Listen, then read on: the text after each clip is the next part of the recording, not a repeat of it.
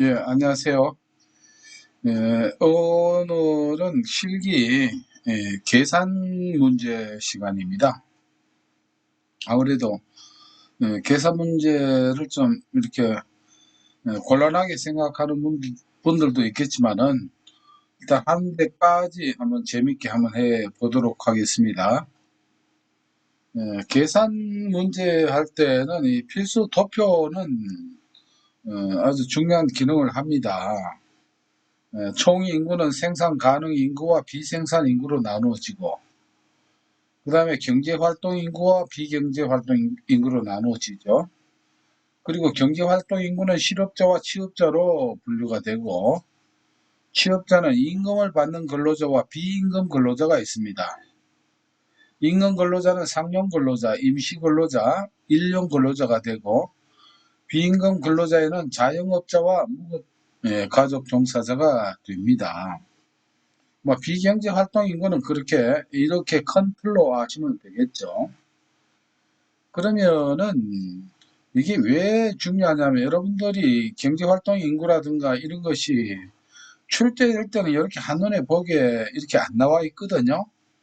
그러면 여러분들이 문제를 접하게 될 때는 그 문제지 하단에 보면은 연습 문제 연습할 수 있는 공간이 있습니다. 거기에 최소한 요거, 실업자, 취업자, 그 다음에 임금 근로자, 비임금 근로자, 이렇게 도표를 그려놓고 해야 한눈에 들어와서 계산상에 착오가 없습니다. 쉽게 말하면 경제활동 인구를 알고 실업자 수를 알면은 취업자 수는 알 수 있죠. 왜? 요걸 보태야 경제활동 인구니까. 경제활동 인구에서 실업자 수를 빼면은 취업자가 되는 거예요. 쉽게 말하면은 이렇게 취업자 수가 안 나타나 있다 하더라도 문제지에 나와 있는 그 내용을 가지고 이렇게 퍼즐 맞추기로 이렇게 찾아낼 수가 있거든요. 예, 그렇기 때문에 이 도표는 우리가 이 활용을 확실하게 해야만이 되겠습니다. 요것이 이제 필요한 부분은 주로 이제 경제활동 인구 참가율, 그 다음에 실업률, 그 다음에 취업률, 이렇게 구하는데 주로 많이 쓰입니다. 그러면은 경제활동 인구 참가율을 구하라라고 하면은 항상 구하는 것이 이렇게 뭐가 되냐면은 분자가 됩니다. 경제활동 인구가. 그 다음에 그 앞에 있는 이 생산 가능 인구 있죠. 이게 분모가 됩니다. 그래서 이렇게 나누어서 곱하기 100을 하고 반드시 퍼센테이지를 이렇게 넣어주면은, 이러면은 경제 활동 참가율이 이제 되는 것이거든요. 마찬가지로 실업률도 실업자 수를 구해 가지고 실업자 수를 구하고 여기에 그 앞에 있는 경제 활동 인구로 나눠줘서 곱하기 100%를 하면은 실업률이 나오고 취업률도 역시 마찬가지가 되는 것입니다. 그래서 이것은 제가 필기할 때도 이것을 꼭 참 문이나 부호계나 차이나 붙여놓고 오매감에 익히라고 제가 부탁했던 적이 있습니다. 그리고 예를 들어서 생산 가능 인구를 모르면 총 인구에서 뭘 빼면 되겠습니까? 이렇게 빼면 되겠죠. 자, 이런 것을 이제 참고로 하고, 자, 이제 우리가 시험 칠 때 현장에서 필요한 내용을 말씀을 드리겠습니다. 18문제 내지 뭐 많으면 21문제 나오겠습니다만, 계산하는 문제는 맨 나중에 하는 게 좋습니다. 이게 시간을 많이 뺏기거든요. 필기와는 달리 실기는 시간이 부족할 수가 있습니다. 생각을 많이 해야 되고, 글씨도 뭔가 이렇게 점수를 잘 받을 수 있도록 반듯하고 정확하고 자신감 있게 써야 되고 뭐 등등 있죠. 그래서 이 계산하는 문제를 먼저 이렇게 손을 잡으면은 나중에 시간이 부족하게 됩니다. 여하튼 많으면 2문제, 적으면 1문제입니다. 그리고 이거는 어느 문제가 나올지 다 하려고 하면은 이것도 시간이 너무 많이 소요되잖아요. 일단은 막 이렇게 한 몇 문제 골랐어요. 만약에 여기에 익히지 않았던 문제도 나올 수 있습니다. 그러면은 뭐 가볍게 포기한다라고 생각을 하시고 가볍게 여기시면 좋습니다. 좀 전에 뭐 취업률, 실업률 구하는 공식 원칙은 조금 전에 설명을 드렸고요. 다시 말씀드리면 요구하는 내용이 분자가 되고 상위 내용이 분모가 됩니다. 그리고 율을 구하는 문제는 반드시 이 백분율을 표시를 해야 됩니다. 퍼센트를요. 요거 꼭 중요하니까 만약에 뭐 56%인데 56으로 쓰면은 틀릴 확률이 아주 많습니다. 안 봐줍니다. 반드시 답 끝에 이렇게 퍼센테이지를 봐줘야 됩니다. 그리고 소수점이 나올 시에는 문제하는 요구사항을 보고 해야 됩니다. 만약에 셋째 자리까지 구하시고 나머지는 반올림 하시오 하면은 네 자리에서 이제 반올림 해줘야 됩니다. 문제를 통해서 또 익히도록 하고 모르는 숫자는 위 도표 이용을 해서 퍼즐을 맞춘다는 식으로 하면은 뭐 간단합니다. 이건 뭐 더하기 빼기만 하면 되는 거거든요. 그래서 어렵다라고 생각을 하지 마시고 몇 번 익숙하면은 되겠습니다. 그리고 계산하고 연습은 말이죠. 문제지 하단 보면 그 여백이 있습니다. 거기에는 뭐 이 계산 문제가 많이 나오지 않기 때문에 거기하고 이제 답안지에는 쉽게 말하면 이렇습니다. 계산 문제가 뭐 15번 해가지고 뭐 구하라 이렇게 나옵니다. 그럼 여기는 답안 내용을 쓰는 거고 맨 밑에 하단에 보면 여기 여백이 있습니다. 여기에 연습을 해가지고 그 다음에 좀 반듯하게 이렇게 기재를 이렇게 하면 됩니다. 그러면은 실제 한번 문제를 볼까요? 아무래도 제일 많이 나오는 게 실업률, 취업률, 경제활동 참가율 구하는 이런 문제입니다. 뭐 이 나오는 빈도 그냥 참고로 보시고요. 이렇게 나옵니다. 아래에 주어진 예시를 보고 다음을 계산하시오. 소수점 셋째 자리에서 반올림 하세요 했으니까 셋째 자리를 반올림해서 소수점 둘째 자리까지 표기하면 되거든요. 일단은 이렇게 나옵니다. 15세 이상 인구, 비경제활동 인구, 취업자 수 이렇게 쭉 나오고 상용 근로자, 뭐 임시 근로자 이렇게 쭉 나와요. 이래서 경제활동 참가율을 구하시오 이렇게 돼 있잖아요. 그러면 여기에서 여러분들 이제 항상 이걸 밑에 여백에 이걸 봐가지고 계산이 잘 안 되고 혼돈이 올 수 있습니다. 그래서 경제활동 참가율 구하려면 처음에 일단 도표를 우리가 쉽게 한번 봅시다. 일단 생산 가능 인구가 나와야겠죠. 생산 가능 인구 나오고 생산 가능 인구에서 경제활동 인구가 나오고 비경제활동 인구가 나옵니다. 그 다음에 여기에는 뭐가 나옵니까? 실업자가 나오고 그 다음에 여기는 취업자가 나올 거예요. 취업자의 이제 또 종류가 있죠. 취업자 종류가 예를 들어서 한번 복습을 한번 해볼까요? 취업자는 임금 근로자가 있고 비임금 근로자가 있습니다. 비임금 근로자. 비임금 근로자에는 뭐가 있습니까? 주로 자영업자죠. 자영업자가 있고 또 하나 뭐가 있습니까? 무급가족 종사자가 있습니다. 무급가족 종사자. 이렇게 돼 있어요. 이런 개념을 알고 여기에다가 도표를 이렇게 하나 표를 만들어 놓는 것입니다. 그렇게 하면은 경제활동 이제 참가율은 어떻게 구하는가? 경제활동 참가율.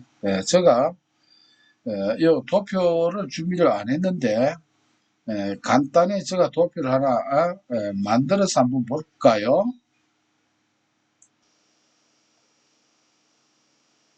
네, 잠시 제가 이제 만들어 봤습니다. 일단 15세 이상 인구니까 생산 가능 인구가 되겠죠?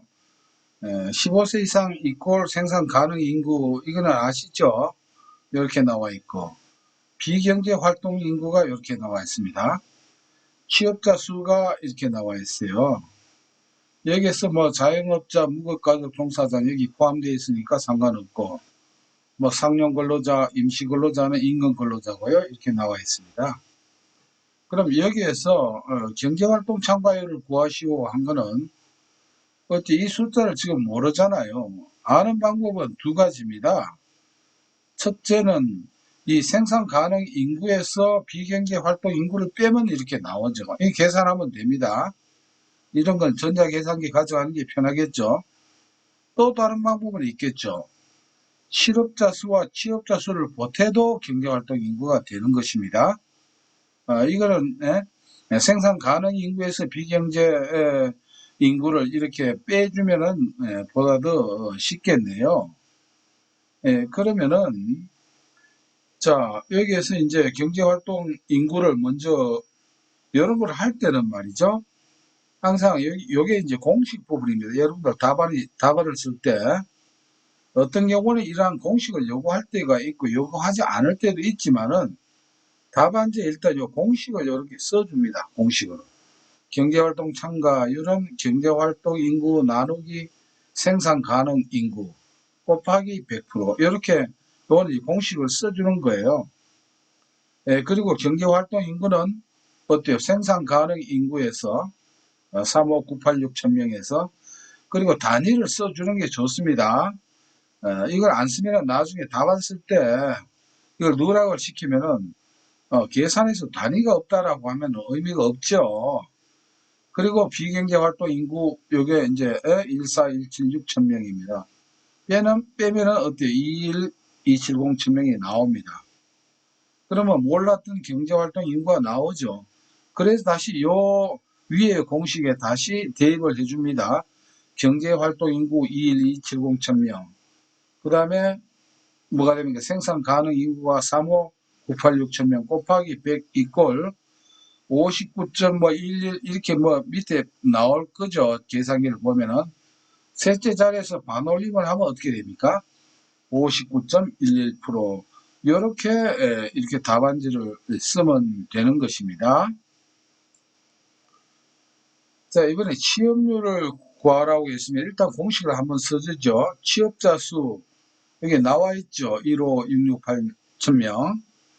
그 다음에 경제활동 인구 1번 문제에서 이렇게 나와 있죠. 21270 천명 이렇게 나눠주는 것이죠. 곱하기 100% 하면은 뭐 73.66 어떻게 나옵니다. 반올림해서 이렇게 퍼센테이지를 표현해 주면 되는 것입니다. 자, 이번에는 실업률을 구하시로 이렇게 나오면은 자, 지금 여기 실업자 수를 모릅니다. 일단은 공식은 이렇게 써주죠. 실업률은 실업자 수 나누기 경제활동 인구에서 100%죠. 그럼 실업자 수는 여기서 어떻게 하면 됩니까? 요거 지금 알고 있죠.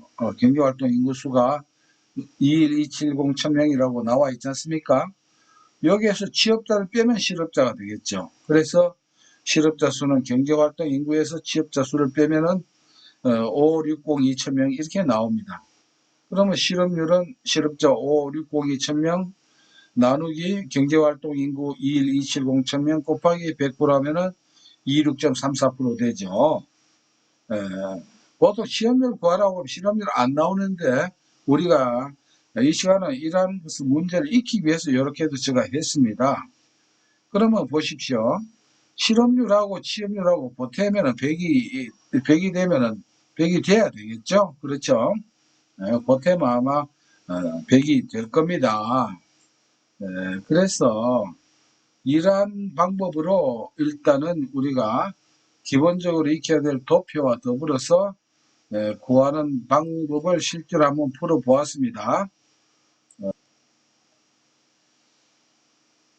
네, 이렇게 이제 문제지 그 하단의 여백이나 이런 걸 해서 답안지는 이렇게 가능한 깨끗하게 이렇게 정리를 하면 되겠죠. 원래는 그렇죠. 이게 취업률 구하면 실업률 구하지 않습니다만 우리가 익히기 위해서 제가 이렇게 한번 해봤습니다.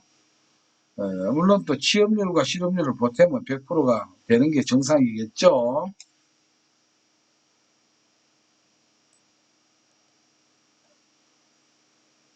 네, 이번에는 가상적인 국가의 고용 동향이 다음과 같아. 단위는 1000명이다. 소수 둘째 자리에서 반올림하니까 소수 한 자리까지만 표시하면 되는 것입니다. 경제활동 인구 350, 1000명이 되겠죠. 비경제활동 인구 150, 1000명. 임금근로자 190, 1000명, 비임금근로자 140, 1000명 이렇게 나와 있습니다. 그래서 실업률을 구하라. 경제활동 참가율을 구하라. 그 다음에 요건 무시해도 되겠습니다. 자영업주가 90, 1000명일 때 무급가족 종사자는 얼마인가? 경제활동 인구 중에서 취업자가 차지하는 비율은 얼마인가? 쉽게 말하면 이거는 취업률을 구하라는 그런 말이겠죠. 자, 이런 경우도 역시 여러분들 여백에 이와 같은 도표를 한번 그려놔야 되겠죠.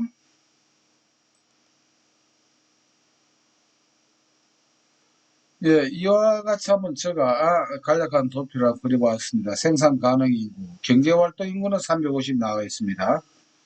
비경제활동 인구 350 나와 있고, 자, 실업자 수는 지금 아직까지 안 나와 있죠.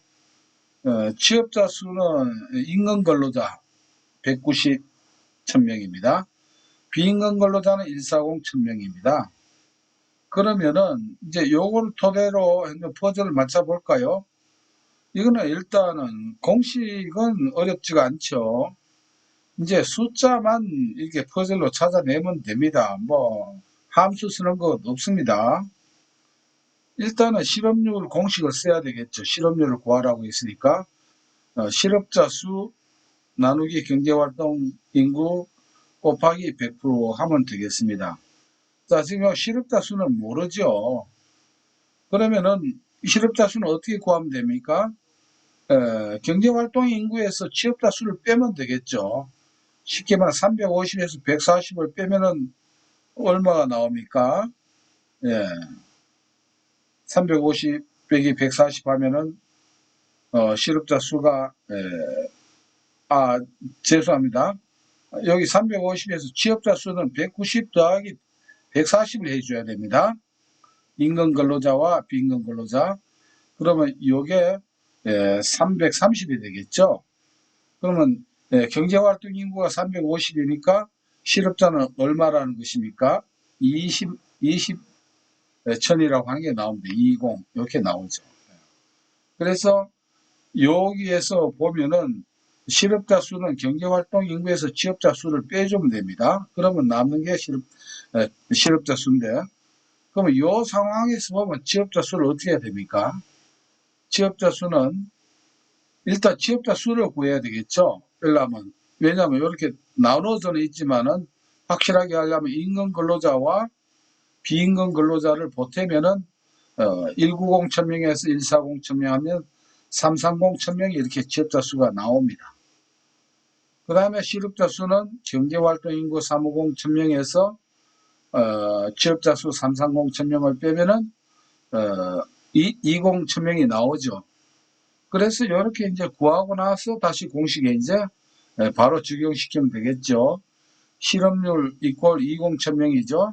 나누기 경제활동 인구 350 천명, 350 천명 곱하기 100% 하면은 뭐 5.7 어떻게 나오는데 어때요?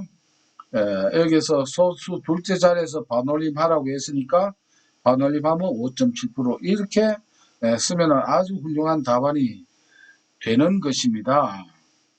자, 이번에는 이 국가의 경제활동 참가율을 구하시오. 요거는 위에 있는 게 반복이 됐네요. 그러면 이 경제활동 참가율입니다. 경제활동 참가율을 하려면 경제활동 참가율은 그 앞에 뭡니까? 일단은 분자는 구하는 게 경제활동 인구 숫자가 들어가야 되고 그 앞에 게 분모가 돼야 되죠. 생산 가능 인구 곱하기 100%입니다. 그런데 생산 가능 인구는 여기 현재는 모르지만 아는 거나 다름없어요. 생산 가능 인구는 경제활동 인구와 비경제활동 인구를 보태주면 됩니다. 이렇게 보태주면은 그러면 500 천명이 되겠죠.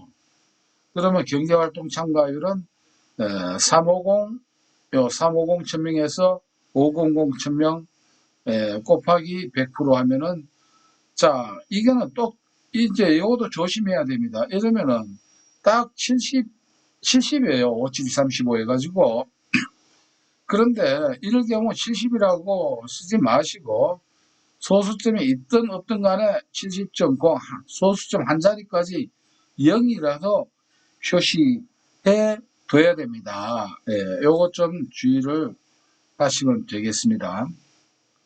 그 다음에 이제, 여기에 보면은 무급가족 종사자 수를 구하라고 했어요. 무급가족 종사자 수. 여기에서 지금 현재 보니까 하나가 내용이 하나 누락이 된 게 있거든요.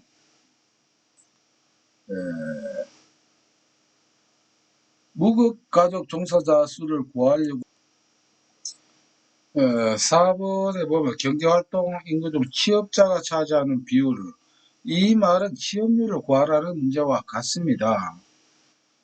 어때요? 취업자는 임금 근로자와 비임금 근로자를 보태면 취업자가 되겠죠. 물론 또 경제활동 인구에서 실업자 수를 빼도 됩니다만은, 여기 지금 나와 있어요. 임금 근로자와 비임금 근로자 나와 있으니까 330이 됩니다. 그래서 330 천명에서 경제활동 인구가 350 천명이죠. 곱하기 100을 하면 94.3%. 물론 여기에 취업률과 실업률을 보태면은 어디 갔어요? 5.7%죠. 5.7%를 보태면은 요것도 100%가 이렇게 되겠죠. 돼야 되겠죠. 이렇게 이제 여러분들 몇 분 보시면은 일단 경제활동 참가율, 실업률, 그 다음에 취업률, 뭐 이렇게 무급가족 종사자 수도 구하는 문제도 이 도표를 이용하면은 어려운 게 아닙니다. 조금 번거롭다는 것 뿐입니다.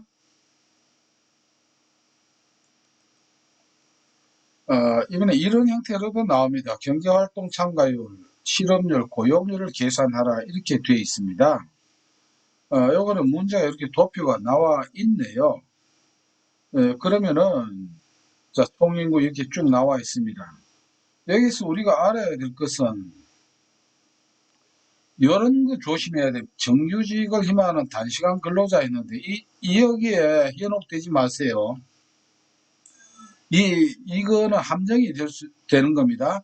정규직을 희망하는 단시간 근로자니까 이건 어디에 들어갑니까? 이미 취업자에 포함되어 있습니다.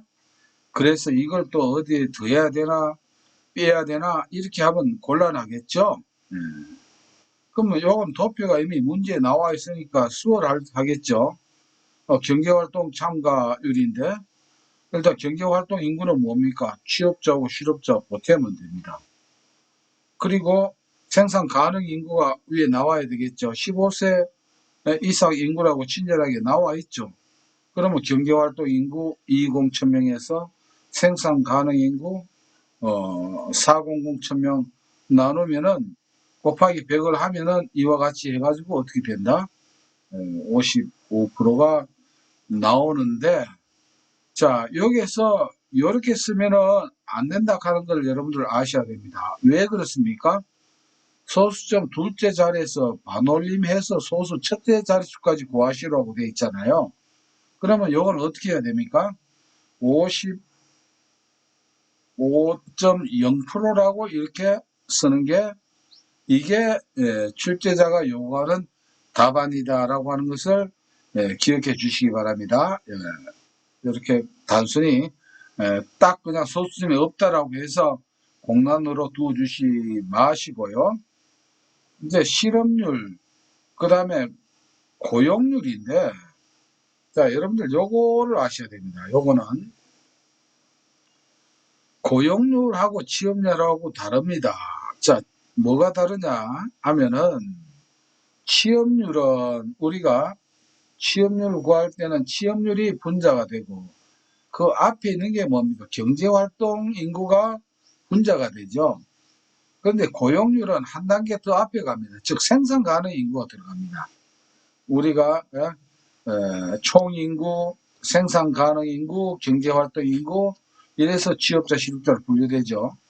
그럼 취업률을 구하라고 할 때는 취업자 수가 분자가 되고 경제활동 인구가 분모가 돼서 곱하기 100% 하는데 고용률을 계산할 때는 경제활동 인구가 아니고 생산 가능 인구로 이렇게 분모를 해서 나눠줘야 됩니다. 그래서 제가 이렇게 빨갛게 표시했으니까 요것도 역시 50.0%가 아니고 정확히 하면 어떻게 됩니까? 50.0%라고 이렇게 표기를 하면 되겠습니다.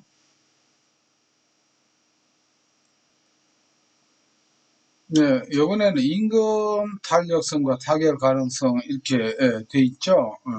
이게 작년 그 2회 출제된 문제인데 우리가 경향을 보면은 2021년 1회 때는 한계 생산 가치 이걸 계산하는 문제가 나왔거든요. 그런 걸로 볼 때 물론 그게 또 나올 수도 있겠지만은 이 임금 탄력성 구하는 문제가 나올 확률이 높습니다. 그래서 여기에 대해서 한번 필기할 때도 좀 한번 해봤지만은 한번 다시 한번 해보겠습니다. 임금 탄력성 하면은 이게 흔히 노동 수요 탄력성과 같은 말입니다. 노동 수요 탄력성. 자, 탄력성 그 변화율이죠. 그러면은 노동 수요 탄력성 공식이 뭡니까? 일단은 노동 수요, 즉 일자리의 변화율이 나와야 됩니다. 변화율. 그 다음에 임금의 변화율, 임금의 변화율. 이렇게 나누면 탄력성이 됩니다. 자, 여기에서는 곱하기 100을 안 해줍니다. 탄력성을 이렇게 구할 때는요, 그냥, 퍼센테이지 100분율 표시하지 않고 이렇게 쓰면 됩니다. 그래서 여기에서 이렇게 지금 도표가 A그룹, B그룹 해가지고 나와 있는데, 여기 보면 임금이 7,000원에서 8,000원, 이 부분입니다. 7,000원에서 8,000원으로 인상될 때 두 기업의 임금 탄력성을 구하시오라고 했습니다. 그러면 항상 요걸 기억해야 되겠죠. 노동 수요 변화율 나누기 임금 변화율입니다. 자, 7,000원에서 8,000원으로 변화했죠. 그러면은 일단 일자리부터 먼저 구해봅시다. 일자리는 20에서 19로 마이너스가 됐어요. 그럼 원래 이 변화율 구하는 게 변화율은 어떻게 해야 되냐면은 원래 값과 변화된 양을 이렇게 나눠주는 게 변화율입니다. 그러면은 원래 값은 얼마입니까? 변하기 전에 원래는 20이죠. 20이고 자 20에서 19로 됐으니까 어떻게 됐어요? 마이너스 1입니다만 이거 절대값을 그냥 쓰면 됩니다. 1이 변한 거예요. 그러면 이거는 퍼센티지 나누면 어떻게 됩니까? 5%가 되겠죠. 즉 일자리 변화율을 이와 같이 돼서 5%가 되는 것입니다. 자, 임금은 어떻게 될까요? 임금은 원래 변하기 전이 얼마입니까? 7,000원이죠. 그리고 변화된 거는 1,000원이 변화됐습니다. 즉 7,000원 마이너스 8,000원 하면 마이너스 1,000원이지만은 여기는 절대값을 쓰기 때문에 이거는 1,000원만큼 변화했어요. 자, 이거를 계산하면은 어떻게 됩니까? 계산기로 계산하면 14.3%가 나옵니다. 그러면은 이게 뭡니까? 일자리 변화율이고 요건 뭡니까? 임금 변화율입니다. 이렇게 나눠주면 돼요. 이렇게. 그래서 5% 나누기 14.3% 하면은 0.35라고 하는 탄력성이 값이 나오죠. 그러면은 여기에서는 퍼센테이지 써주는 거 아닙니다. 이렇게 기억하면 됩니다. 그 다음 두 번째는 AB 각 기업의 노동조합이 임금 협상을 시도하려 할 때 그 타결 가능성이 높은 기업은 어디냐 이렇게 이제 돼 있거든요. 잠시만, 요거 A그룹은 이렇게 있지만 B그룹 탄력성도 똑같은 방법으로 하면 됩니다. 요거는 단지 임금 변화율은 똑같죠. 14.3%, 7,800원이니까 14.3% 같습니다. 단지 뭐가 다릅니까? 일자리 변화율은 20개였는데 2개가 변화됐죠. 그럼 요건 이제 10%가 되겠죠. 10%. 그렇게 이제 계산을 하면은 B그룹은 얼마? 0.7%라고 하는 이게 이제 나옵니다. 이런 차이가 있어요. 그래서 A그룹은 탄력성이 0.35고 그 다음에 B그룹은 0.7%입니다. 근데 여기 문제가 AB 각 기업의 노동조합이 임금 협상을 시도하려고 할 때 그 타결 가능성이 높은 기업은 어디인가 이걸 지금 묻고 있거든요. 자, 이러기 위해서는 우리가 탄력성에 대해서 다시 한번 이해를 해야 되겠죠. 탄력이 크다라고 하는 것은 변동이 심하다는 뜻이에요. 그러니까 안정적입니까? 불안정적입니까? 불안정적입니다. 그 다음에 비탄력적이다라고 하는 것은 이거는 안정적이라는 거예요. 예. 일자리가 안정적이다. 이거는 일자리가 불안정적이다라고 합니다. 이럴 때 어때요? 노조가 임금 협상을 시도하려고 할 때 어느 쪽이 타결이 잘 될까요? 이거는 안정적인 쪽이 타결이 잘 된다는 것입니다. 안정 쪽이. 그러면 여기 안정적인 게 어느 겁니까? 요거는 0.35고 A그룹은. B그룹은 0.7입니다. 이게 작죠. 탄력성이 작기 때문에 A그룹이 비탄력적이죠. 안정적이죠. 그래서 A그룹이 이 타결 가능성이 높다 이렇게 얘기를 할 수 있어요. 근데 그 이유는 무엇인지 설명하시오 했거든요. 그 이유는 일단 여기 적어놓은 걸 가지고 여러분들 이해를 하도록 합시다. 일자리 노동 수요가 안정적이다. 이건 비탄력적이란 말이거든요. 이래서 노조의 임금 교섭력은 커집니다. 그리고 탄력적일수록 교섭력은 작아져요. 왜 그럴까요? 일자리가 불안정한데 막 임금 올려달라고 이렇게 하면은 어때요? 실업자 생기죠. 노조도 바보가 아니잖아요. 그래서 이럴 때는 교섭력이 작아져요.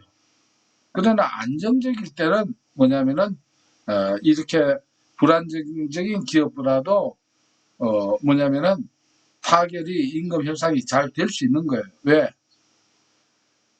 이 불안정한 기업에서 잘못 강제하게 임금 교섭을 하다 보면은 실업이 발생하기 때문입니다. 그래서 이렇게 비교해서 이해를 하시고 정리를 하면 되겠습니다. 그래서 이런 내용만 타당성 있게 기재해 놓으시면 되겠습니다.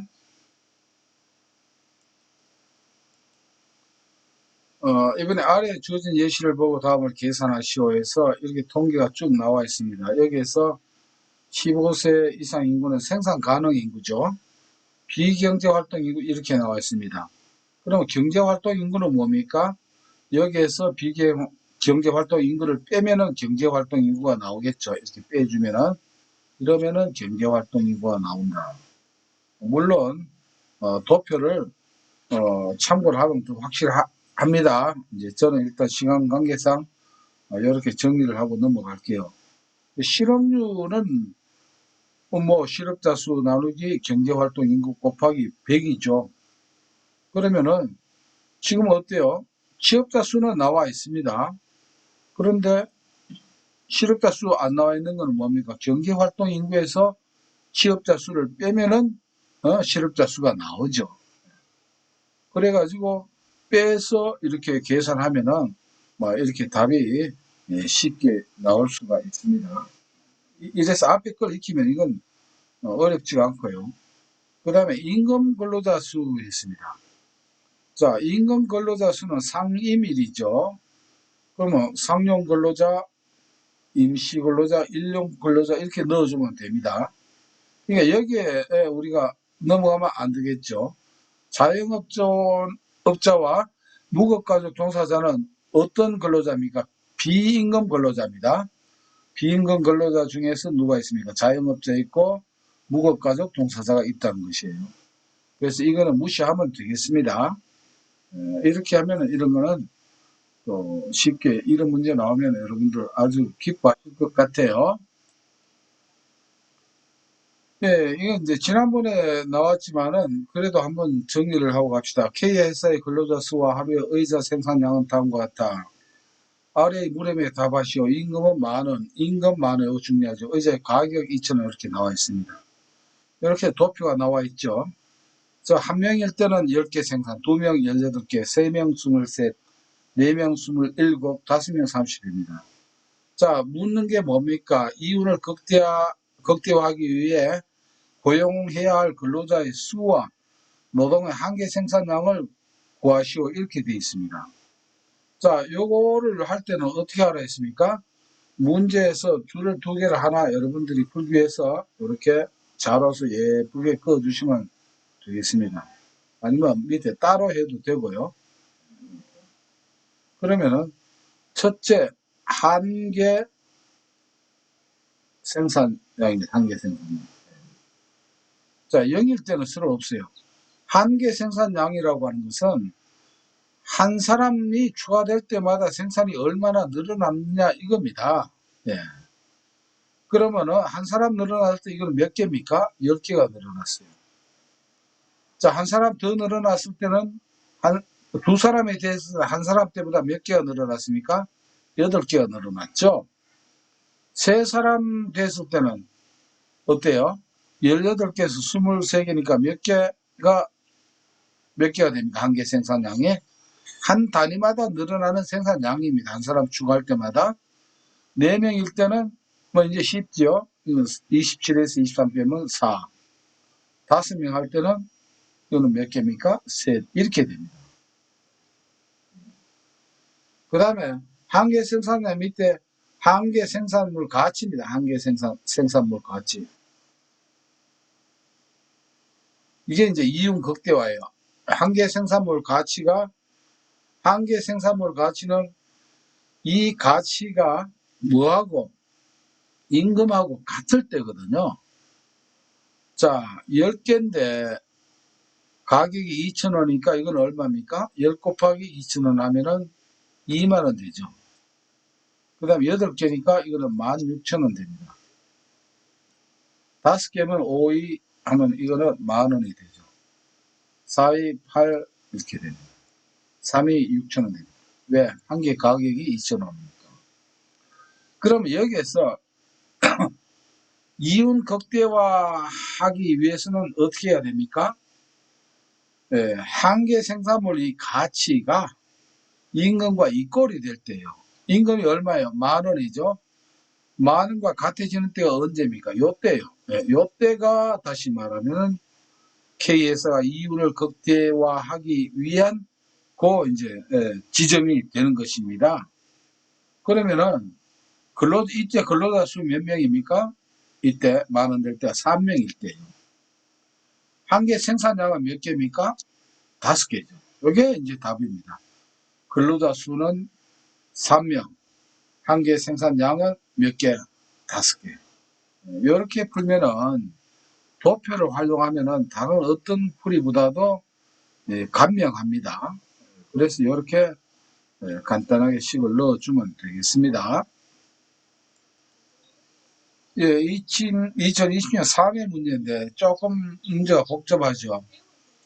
자, 이렇게 쭉 나와 있습니다. 이렇게. 이제 알고자 하는 거는 생산성 임금제에 근거할 때 이 기업의 2011년도 적정임금 상승률을 계산하시오. 이렇게 되어 있거든요. 일단은 그 노동 생산성 상승률과 이제 일치한다라고 했는데 일단 노동 생산성 상승률을 한번 먼저 구해야 됩니다. 그러면은 일단 요 내용 가지고는 여러분들 안 들어오니까 제가 요거는 임의로 제가 이제 문제풀이용으로 이렇게 표를 만들었습니다. 여러분들도 이런 문제가 나오면 이렇게 요 내용으로 도표를 하나 만드시면 됩니다.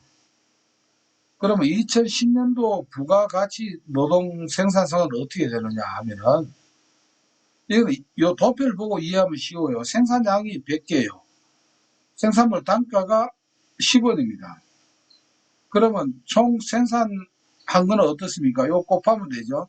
근데 이렇게 생산하는데 들어간 사람의 숫자는 몇 명입니까? 40명이에요. 그러면 100 곱하기 10 이렇게 되죠. 이게 이제 총 생산량인데 이거를 어떻게 해요? 근로자 수로 나누면 25원이라고 하는 게 나옵니다. 그 다음에 2011년도 똑같은 방법으로 생산량은 120개고 단가가 12. 자, 요걸 곱해서 근로자 수가 이때 늘어내요. 나누기 50을 하면 되겠죠. 그러면 이렇게 나옵니다. 이렇게. 일단 요걸 구해야 됩니다. 그러면은 이번에는 이게 2010년도에 비해서 2011년에는 어떻게 변했느냐 하면 이게 이제 변화율 구하는 거예요. 변화율. 우리가 노동 수요 변화율 구하는 것과 똑같습니다. 변화는 얼마 됐습니까? 28.8원에서 25원을 하면은 요게 요만큼 변화했죠. 즉 계산하면은 이게 3.88이 되겠네요. 예. 3.8이 변화됐어요. 3.8이. 3.8이 변화됐고, 그럼 변화 전에 원래는 얼마입니까? 요건 이제 2010년도 변화되기 전이 25죠. 네, 변화되기 전에. 기본이 25입니다. 이렇게 계산하면은 15.2%. 그러니까 생산성이 요만큼 높았으니까 적정임금 상승률은 이게 15.2%가 된다. 이렇게 되어 있는데요. 이걸 길게 풀이하려면 끝이 없고요. 이렇게 이건 변화율 구하는 거 요거를 생각하시면 됩니다. 마지막에는 부가가치 노동 생산성은 이렇게 설명을 드렸고, 그 다음에 이 변화율 구하는 게 변화율만큼 올려줘야 되잖아요. 그 변화율은 변화량, 그 다음에 변하기 전에 기준, 이렇게 나눠주면 됩니다. 그래서 변화는 3.8, 변하기 전에 기준점은 얼마인가요? 25죠. 이렇게 해주면 되겠습니다. 예, 마지막으로 이제 C의 G점수를 구하시오. 이게 이제 심리검사에 나오는 겁니다. 원점수 나오고 표준편차 나오고 평균이 나옵니다. G점수 공식은 있습니다. 원점수에서 평균을 일단 빼줍니다. 예, 원점수에서. 원점수가 7이죠. 원점수 7. 평균이 얼마입니까? 10입니다. 그 다음에 이걸 어떻게 해요? 나눴습니다. 뭘로 가지고? 표준 편차로 나누면 됩니다. 그래서 마이너스 3 나누기 5.77 이꼴, 이 음수가 나옵니다. 아시겠죠? 음수 값을 표시해 줘야 됩니다. 요게 함정이 될 수도 있어요. 예. 원점수에서 평균을 뺍니다. 거기에다가 표준 편차로 나눠주는데, G점수는 음수값이 있습니다. 음수값이 있어요.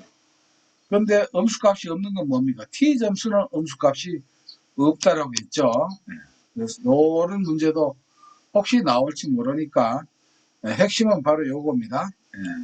G점수는 음수값이 있다라고 하는 것입니다.